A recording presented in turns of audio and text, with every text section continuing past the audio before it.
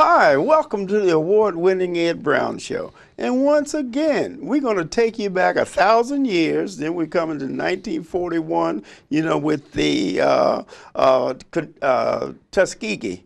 Tuskegee Airmen, they're honoring them. And then we're going back and we're going to talk about the 1,000 years ago. We have Paul Snyder here from the Lords of Chivalry. I mean, Paul he's all decked out here. We didn't have room in the studio, and this stuff really weighs. I tell you, I was surprised just trying to pick up one of those swords. But Paul, welcome to the Ed Brown Show. Well, thank you, sir. You look fantastic. If I had to carry all of that armor around, I think that'd be exhausting. It is. How did you get involved with that? Give us the history of the Lords of Chivalry. The Lords of Chivalry, it's, I guess, a dream of me and my partner, James Akoff, where just the, the knights of old, just the chivalrousness, where you have damsels and ladies and gentlemen type stuff. But it started out as just a dream between both of us. I kind of blamed it on my mom for letting me play with knights when I was a kid. So. Is that right? But and I seen it, and I'm competitively oriented, so I went to watch a joust one time, and it wasn't a show. They actually were literally trying to unhorse each other. Is that right? Correct. So it wasn't a show. It was not wasn't a show. There for entertainment. Yeah. You were in competition. Well, I was just watching when to get this thing going. I was just watching to see if it was for real because I really wasn't into the entertainment side. But when I watched them, there was no way they could have faked it because it was at the Maryland Renaissance Festival where they literally two knights unhorsed each other at the same time, and I knew they couldn't fake that. So. And then the horse, you say, weigh 1,000 pounds. 2,000 pounds. 2,000. Yes, we use the draft style horses like Percheron Shires, Clydesdales, and Belgians. The heavy ones that used to plow fields. Those are the horses we use because. And what about the gear? You got enough gear here, this armor. Here. Just give us an example of some of the gear and the purpose. All right. Well, the gear that I have, I mean. This is a man of affairs. Goes on your left hand to protect your arm. And when you use a shield there, to protect you from the lance also. I only have half armor right now, which is. What about that sword? I mean, that's real stuff? This is a true sword. I mean, if you could look at it close, it has nicks on it from hitting other swords and other knights because we compete with swords also. Okay, what's the rules for competition, and how do you win? And how many trophies have you won? Well, the rules for I normally do just the jousting, which is jousting with lance. This is actually a broken lance. We use real lances, real wood. Show us the other piece of it that's broken off there. Yeah. They're 11 foot long. 11 foot long. They probably weigh 10, 11 pounds, but don't let that think it's not too heavy because once it's 11 feet out there, and you have all your armor on you have armor on your arms too. This armor here, this goes on your arm. Oh, so that protects your arm. Yeah, I mean everything. Once I get all this on, it's 110 pounds. 110 pounds. And it's really restrictive. It's right. It's to the point to where you, I mean, you really have to exert yourself just to walk.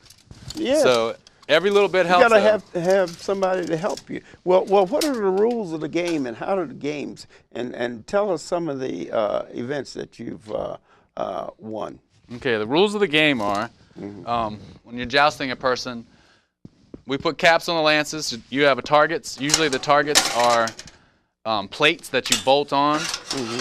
This is actually the hardest hitting style plate. It's called a Realgesteck plate. It's German. You literally bolt it to my breastplate, which goes on like this. And it's literally with a bolt. It's bolted here. And then you score points if you hit in those squares. Well, it's not that accurate. As long as you hit in the, because we're not. This isn't like a computer thing. This is like anywhere in here is a target. Oh, so, I see.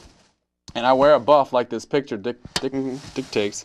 Comes up here. Once you have those things on, those are all the targets.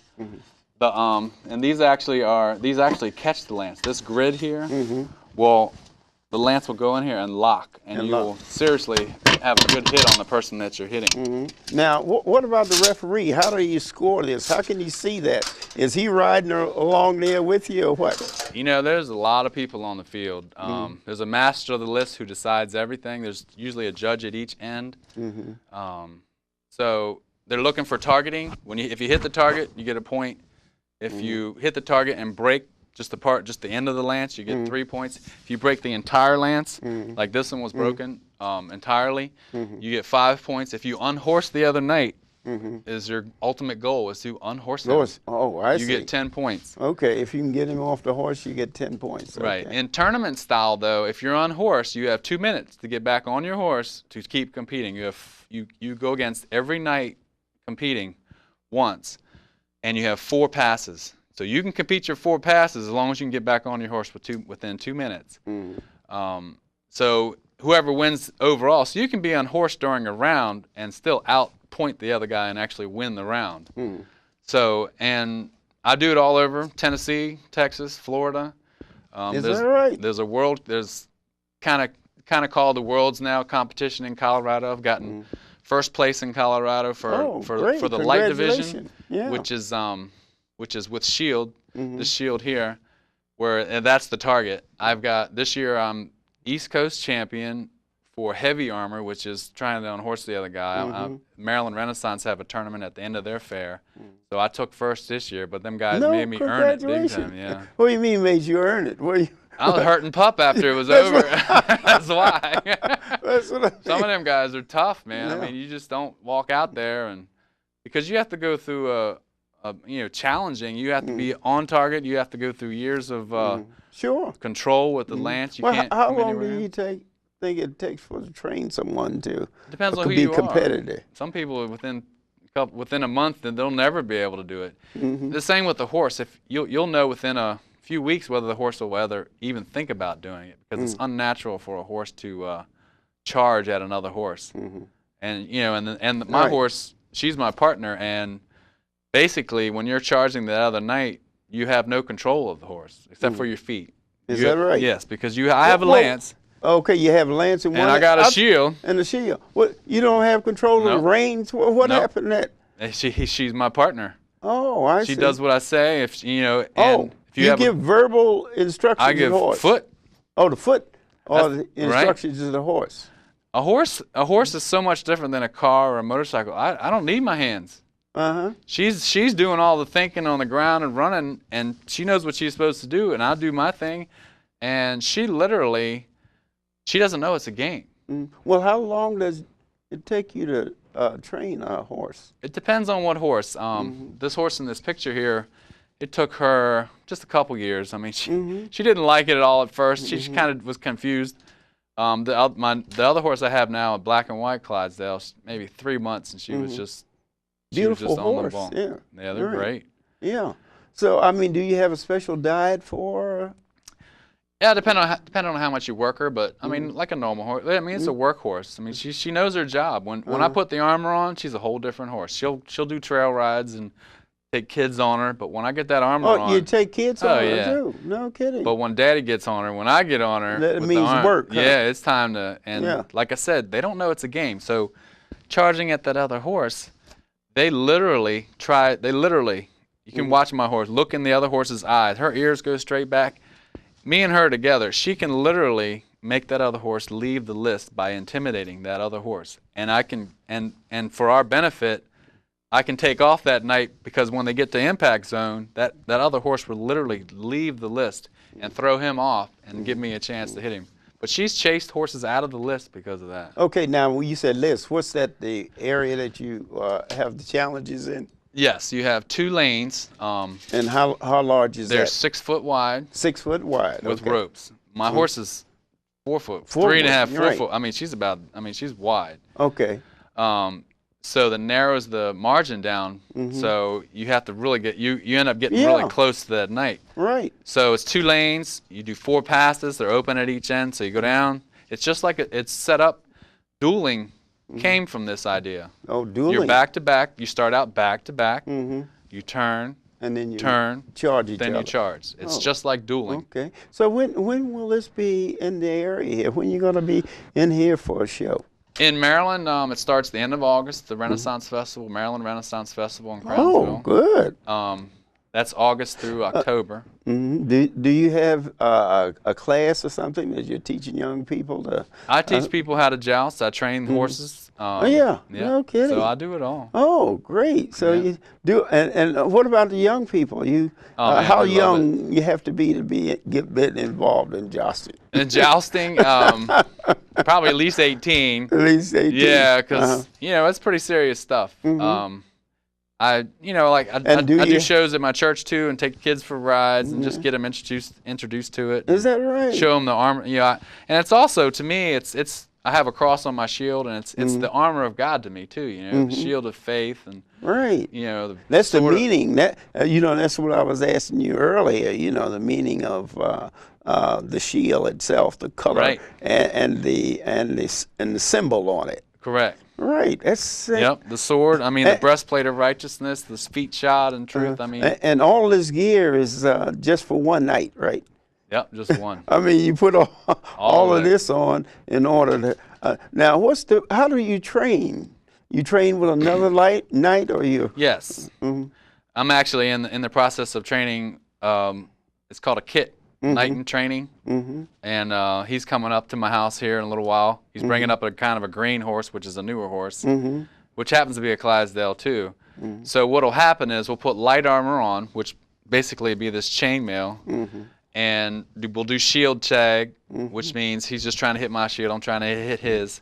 So we're training his horse and him at the same time. So he has to hit within a target zone. And so you practice just like any other sport. Yeah. Right. Yeah.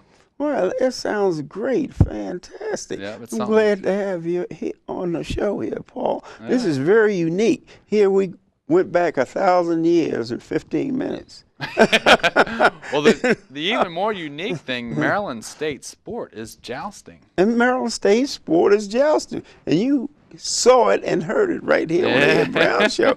#1 Maryland sport is jousting. Well, it's the like the Maryland State flower is the black-eyed Susan. The Maryland State sport. I mean, it's just amazing. It is. I mean, there's different kinds of jousting. Jousting at rings. You know, this is jousting like they did joust. Like they did originally. Yeah. I want to thank you for lugging all this gear here and being on the show here. And anyone interested in jostling or getting involved in it, Renaissance. Renaissance is the #1 show. I've been there myself many times. So, hey, and Paul, I want to congratulate you for all the trophies that you've won throughout the whole country. So we have a jostling champion here. Okay, so take care now. And now I'll see you next time. What we're going to do, we're going to have another guest coming in. Paul, you did a terrific job. I couldn't have carried any of those, especially this helmet. All right, then. See you in a second. Hi, welcome back to the award-winning Ed Brown Show. And we have a special guest. He's been here before, Jade Technology Incorporated, James Valley, and we have Kristen Lopez here also. So we're going to have a good time here. Get your computer out there and you learn something. Welcome, James, to the Ed Brown Show. Thank you. I told you we need you back. We should have you here every week. People have all kinds of problems and things with computers. Let us know, what are you doing now? What are you going to bring to us today? Today we will be talking about hard drives, different types of hard drives. People ask what a hard drive is. It's basically a device that will remember the data after power is shut off. For example, this is a hard drive that is actually in your desktop, your PC. This would be a hard drive that is actually in your laptop. And this all holds all your important information, as in your documents, your pictures, your home videos, and any other files that you normally work on or daily. Tax returns.